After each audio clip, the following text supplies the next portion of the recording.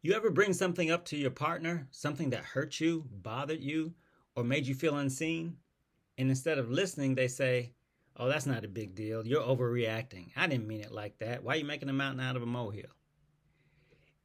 If you've heard that, or if you've said that, you need to hear this. Minimizing your partner's concerns is a form of emotional dismissal.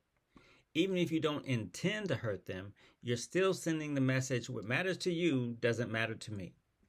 And here's the kicker. It might not seem important to you, but it is clearly important to them. And if it matters to them and you love them, then it should matter to you too. This is where so many couples go wrong. Instead of listening, we jump into defense mode.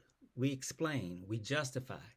And in doing so, we invalidate the very person that we claim to love. So what should you do instead? Take a breath. Resist the urge to defend. And say, "Thank you for telling me that. I didn't realize it hurt you.